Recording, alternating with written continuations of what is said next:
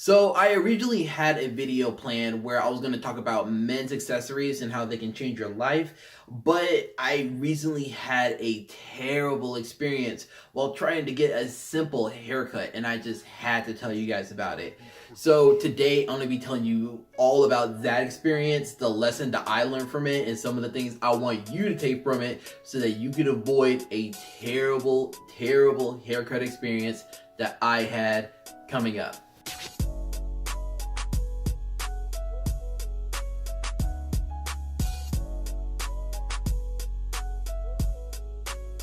Welcome to HP Fashion, where we give you tips and advice from its fashion, grooming, and lifestyle. I'm your host, Zach Fobbs. If you're new to the channel, don't forget to hit that subscribe button. Also, don't forget to hit that notifications bell so that you're notified when more great content is dropped just like this. So let's just start from the beginning on how all of this just unfolded for me. So I go to the barbershop that I've been normally going to, at least ever since I got here to Indy. And I asked for the barber that I usually have been going to for the past few times. And turns out that for whatever reason, he was fired. So I asked the guy who owns the shop if there's anybody else that can fill me in, since I'm just, a walk-in. I didn't, schedule an appointment. And he says, yeah, we'll find someone for you. Just go ahead and sit in the chair and I'll be right back. So he goes to the neighboring beauty salon that's right next door, which the stylists there, I know this now, they're used to a different style of hair that is not like mine, if you catch my drift. And I'm not judging or anything like that, but usually you should not intermingle those worlds together unless you know for a fact that it's going to be okay, which in this sense it was not. He comes back and he brings back it's like he picked out a random hairdresser and said, come over here. And she looked so nervous when she saw me sitting in the chair. And when she looked nervous, it made me nervous, which is never a good thing, especially when you're about to get a haircut, something that you have to live with for like 2 or 3 weeks if it's like that drastic, But, I instantly started praying to God, like, please let this girl be Ludacris's barber. Please let this girl be Ludacris's barber. But obviously she wasn't, and I can tell this just on an instant from the moment that she started messing with my hair. And when I do get a haircut and it's been like, weeks, before I even, get another one done, and normally a barber has to comb out my hair. She just has a regular wave brush and kind of just patting it, something, and I just knew from an instant at that moment that something was not right here. So to make a long story short, she does my hair and I can feel her, I can feel that she was not very confident in what she was doing. It felt like her movements were very hesitant. I feel like she was second guessing herself a lot during that time. And it's like for whatever reason, it felt like she was like trying to prevent me from looking into a mirror until she was completely done.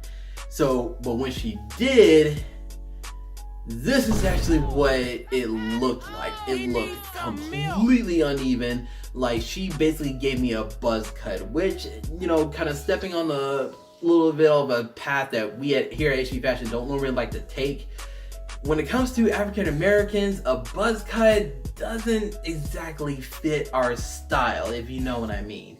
So everything's completely off, even over here on the sides. Normally I try to keep it straight. That's how I've had it, ever since I was just 0 years old. I've just kept it straight, but for whatever reason, she felt the need to keep it at a curve, and it just looked completely disproportionate, and it was something I was not happy with, which I did voice my opinion about. So of course I'm disappointed and I tell her about it, and she looks completely offended at the fact that I even told her that I was, dissatisfied with what I got. And she asked me, like, okay, she was very aggravated at this point. She asked me if I want to get back in the chair and see if she can just adjust it. And at this point, I'm thinking it can only get worse from here. If she continues to touch my head, it's only going to go further downhill than it already is. And at this point, the owner of the shop, he comes over and he's like, what is going on? Like, you don't like your haircut? I told him no. I said, because it's completely wrong. This is not what I asked for. You know, I am at least, I'm like 2 levels above, you know, where I want to be, you know, when it comes to, you know, my head and everything like that. And everything looks completely off. And so, but I tell her, like, you know what, we're just gonna go ahead and just end this right here.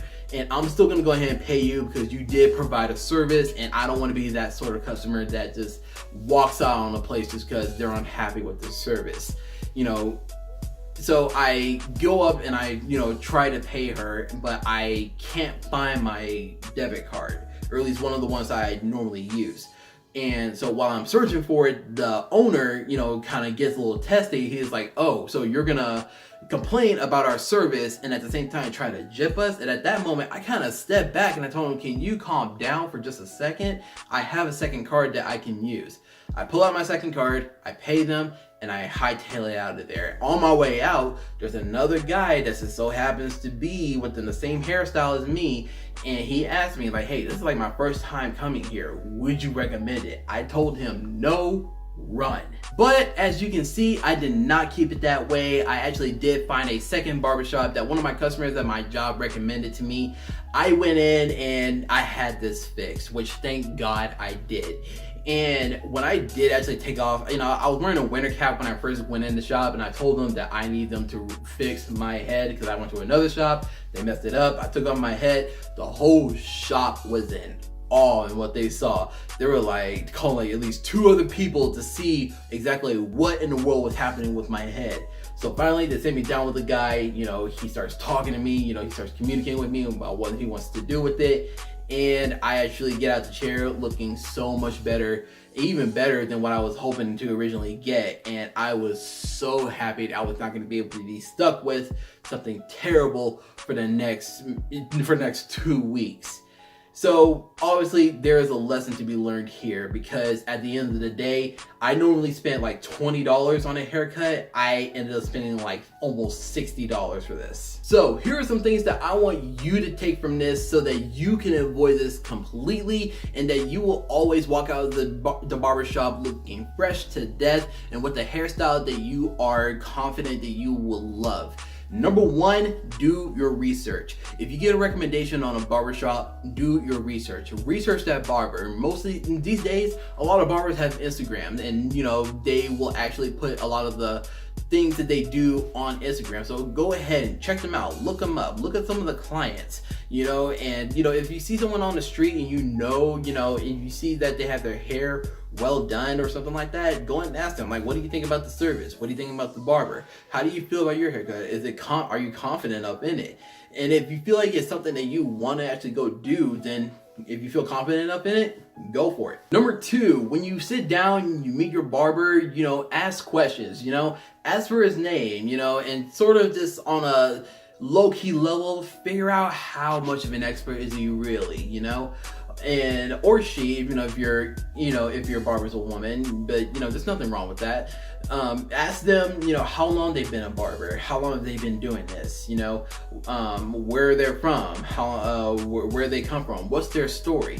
Basically, try to get them on a personal level, because I've had some barbers that I've gotten close to on a first name basis, and I feel like once you get on that sort of level with them, you know, you get them to know personally, you know them, you know a bit of their life, a bit of their story, they start paying attention a little more of a detail to your hair. They start figuring out how your specific hairstyle works for you and your style, and they actually, you know, take that to heart. You know, they make sure they give you the best work that they possibly can. Number 3, communicate. Make sure that you are communicating with your barber as he is cutting your hair. Make sure that he is keeping in the lines of what you actually want, and make sure that he understands that you're going for a certain style and that he needs to stay on that certain style. Now, if he does mess up, you need to move on to number 4, and that's tell him to adjust. Have him adjust accordingly to where he or she messed up, and don't be rude about it. Just tell him that, hey, can you straighten this up a little bit more? Can you go a little bit lower on this? Just make sure that that when you are throughout the haircut, you are communicating with him, you are having him adjust as he is going. Don't be afraid to just don't be afraid to voice your opinion on what you're getting, guys. It's your hair, it's your head. You have to live with it after you get out of the chair. He or she doesn't. Yeah, so just make sure that he is properly adjusting according to what you actually want. Number 5, again, communicate. I cannot stress that enough, guys. Make sure you are communicating with your barber. I made that mistake with that one girl, and yeah, I'll take responsibility for it. I did not communicate with her properly throughout the whole cut. To be fair, she was kind of like swinging me a little extra hard so I wouldn't see that mirror, but you know, make sure you are communicating with that. Communication is key. You know, it's like a dance, you know, when you're with your barber. It takes 2 to tango, so make sure that you are communicating with your barber and make sure if there's anything that's going wrong or, you know, something that you're not feeling that's right, make sure that, you know, the barber knows, you know. And it's good that if the barber makes that initiative, you know, to make sure that, you know, he asks a question before he makes a move. For example, the guy I went to fix my head, he asked me if he wanted me to line up the beard, which to this day, I don't really trust any barber with my beard other than myself. And I told him, no, I do that myself, you know. He even double checked with me, you know, throughout the cut. Like, are you sure you don't want me to get underneath here? I said, nah, man, I do that at home. I got that. And he was okay with that. You know, it's not going to be the end of the world whether or not that your barber is wanting to adjust something. You just don't want him to. He's not going to say, okay, you're done, pay me and get out. It's not going to be like that at all. It's a client-based, you know, sort of business. You know, he's not going to be able to do what he needs to do unless his customer is completely happy with the results. And speaking of the results, the last thing I want you to do is make sure that you're being honest with the results. If it's something that, you know, that you're not satisfied with at the end of the cut, make sure you tell him and see if there's any way that he can adjust accordingly to your dissatisfaction. And make sure that, you know, it's something at the end of the day, you're walking out of the shop satisfied with how you look. If not, you're feeling 100% confident in yourself than you originally did when you first walked in. I know I felt that way the minute I walked out. I was bummed at the fact that I had to spend an extra $25 just to make sure that my hair was looking good, but I was happy, you know. I would gladly drop another $25 on my head, even though I spent a $25 at another place, just to make sure that, you know, my head is looking great. I can feel more confident while I'm at work or I'm out and about, you know, with my girlfriend and everything, and I'm not looking like a total fool, you know. And that's the end of the day.